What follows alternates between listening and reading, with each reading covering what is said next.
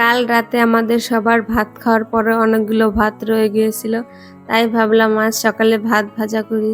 পেঁয়াজ, লঙ্কা, গাজর, beans, capsicum সাথে 2টো ডিম দিয়ে ভাতগুলো ভেজে নিচ্ছি। তো এটাকে আমরা মজা করে নাম দিয়েছি গরিবের ফ্রাইড রাইস।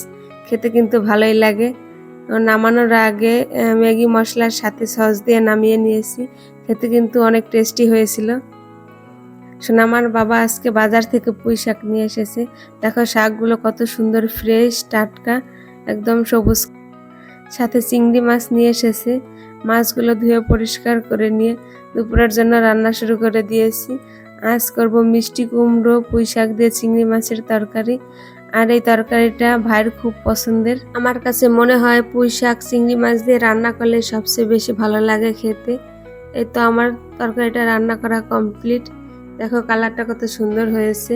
আর করব ডাল। তো আজ মিষ্টি কুমড়ো দিয়ে ডাল রান্না করলাম, সাথে কাঁচকলা দিয়ে ইলিশ মাছ রান্না করব। ইলিশ মাছ দিয়ে যে কোনো সবজি রান্না করলেই খেতে কিন্তু দারুণ লাগে।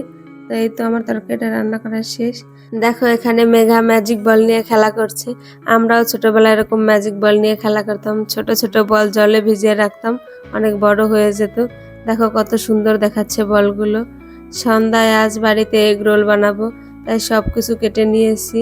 সাথে ডিম দিয়ে রুটিগুলোও ভেজে নিচ্ছি। এখন রোলটা বানিয়ে নিব। পেঁয়াজ, লঙ্কা, শসা, গাজর, ম্যাগি মশলার সাথে সস দিয়ে বানিয়ে নিয়েছি। আজকের রোলটা খেতে কিন্তু অনেক টেস্টি হয়েছিল।